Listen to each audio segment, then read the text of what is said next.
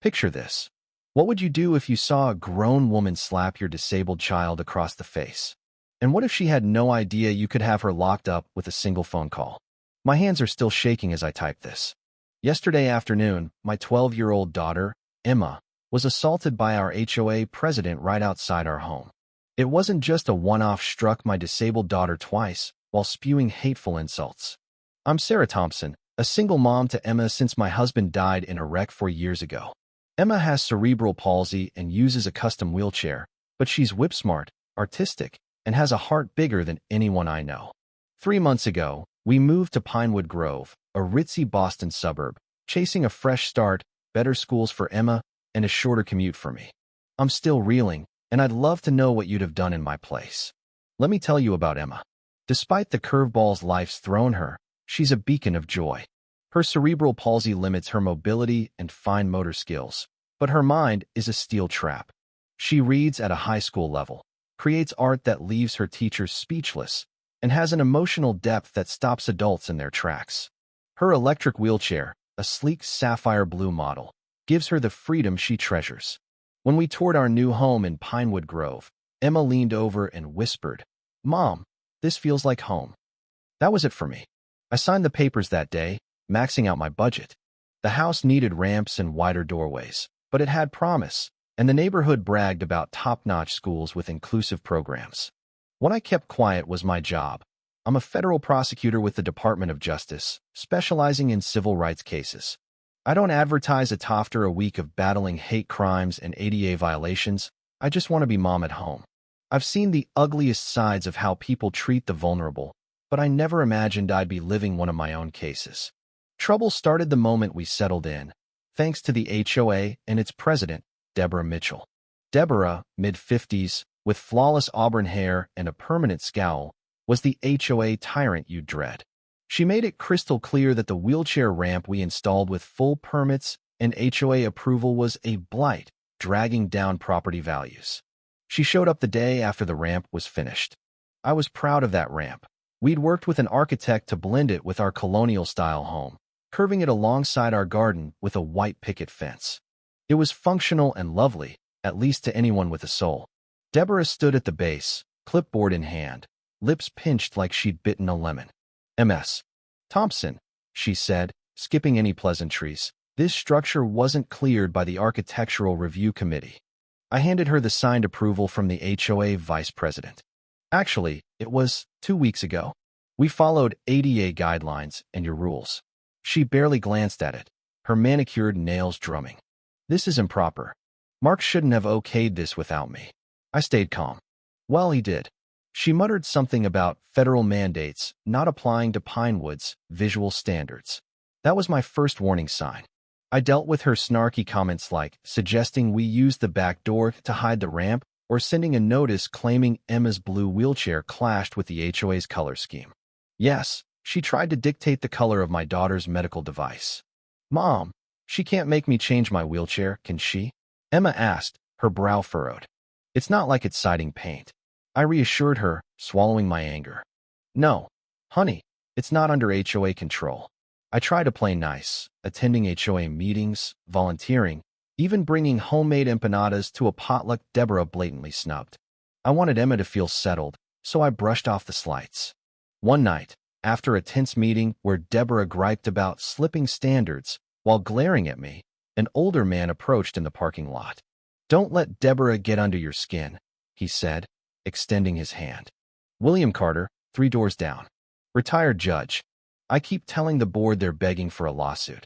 I shook his hand, relieved. He'd nodded when I pitched an accessible playground. "Your daughter, Emma, right? Saw her sketching in your driveway. She's got talent. My granddaughter's on the spectrum. I know how the world can be to our kids." That conversation gave me a flicker of hope that Pinewood could be home. Yesterday was a bright Sunday. Emma wanted to draw with sidewalk chalk on our driveway, one of her favorite pastimes.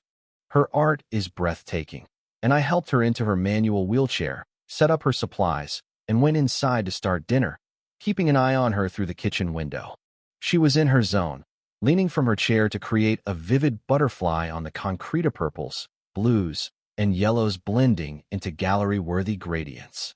I was slicing bell peppers for fajitas, Emma's favorite, when I heard shouting. My gut sank. I knew that grating voice Deborah. Through the window, I saw her looming over Emma, face contorted with fury. Emma's shoulders were slumped, her head bowed, a stance I'd seen too often from years of bullying. I dropped the knife and bolted for the door. Then I heard it, a sharp slap followed by Emma's cry. My heart seized. Each step felt like wading through quicksand. When I reached the porch, Emma was clutching her reddened cheek, tears streaming.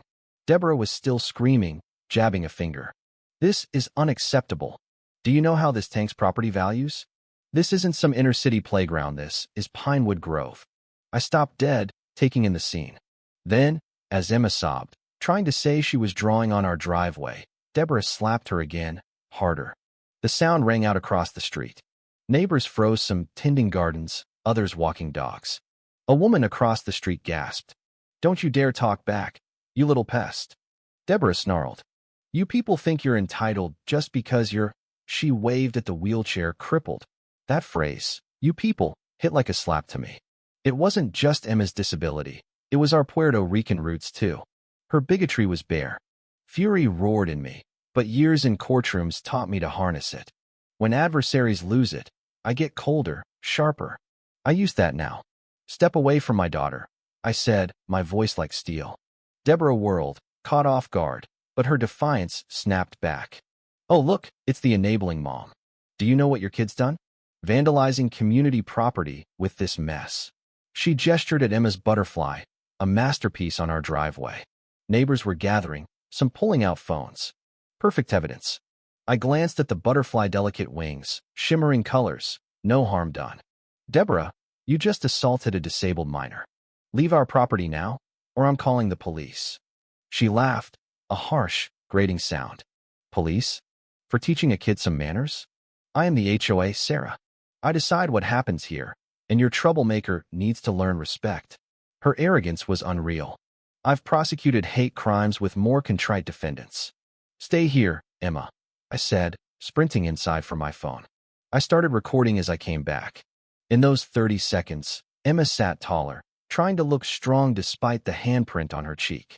That sight, her courage amid cruelty, seared into me. Deborah was still ranting about fines, liens, eviction, all over chalk art. "This is the third violation," she screeched. "That ugly ramp, that blue wheelchair not in our pallet, and now graffiti." William Carter stepped forward, his judge's voice slicing through. "Deborah, that's enough." He stood by Emma, hand on her wheelchair. "You've committed assault and battery on a disabled minor. That's a felony." Emma eased slightly.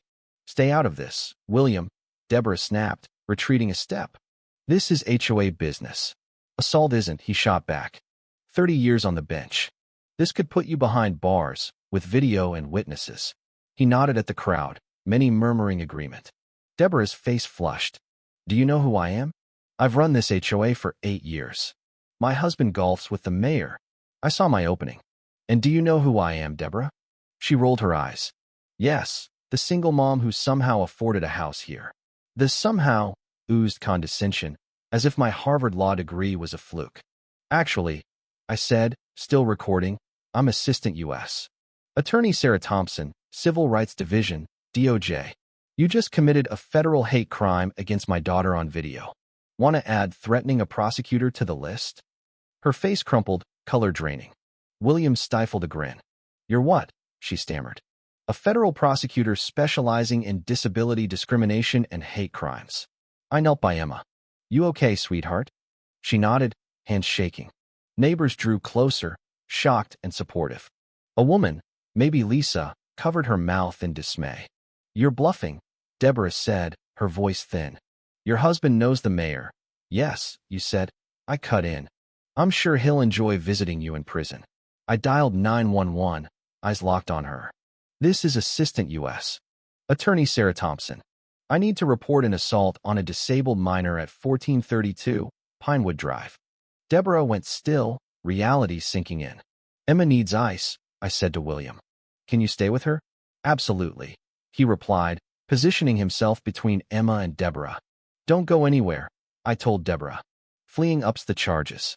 As I grabbed an ice pack, Deborah's voice pitched up, frantic. This is a misunderstanding. I was enforcing HOA rules. William shut her down. That child's name is Emma, and she was making art on her family's property. When I returned, Emma was showing her butterfly to curious neighborhood kids, one asking how she mixed colors. Neighbors offered water, tissues, and praise for her work. Mrs. Chun, across the street, came over. I should have said something sooner. Deborah fined us for Lunar New Year lanterns, called them un-American. The Singhs shared how Deborah tried to block their home purchase, citing curry smells. A black family mentioned landscaping fines only they got. An elderly couple was fined for a stroke patient's ramp. A lesbian couple was denied a community center wedding. It was sneaky enough no one pushed back, Lisa said. But hitting your daughter was too far. Anger mingled with relief. I wasn't fighting alone. Was a blur. Emma saw doctors and victim advocates. I took leave, though my DOJ colleagues offered to prosecute. I declined. It couldn't be both mom and lawyer, but ensured the assigned attorney had everything. Deborah was bailed out but faced felony assault charges, carrying up to 5 years, and a DOJ civil rights probe into her and the HOA for systemic discrimination. The HOA board ousted Deborah, apologized, and mandated ADA and fair housing training. The neighborhood changed. Neighbors brought meals, cards, and organized a chalk art festival, inspired by Emma's butterfly. A week later, Deborah's lawyer requested a meeting. I agreed, not for her, but so she'd face Emma. At my attorney's office, Deborah, stripped of her usual polish, apologized. I'm so sorry, Sophia. I don't know what came over me. I stopped her. Apologized to Emma. Emma wheeled forward, meeting Deborah's eyes.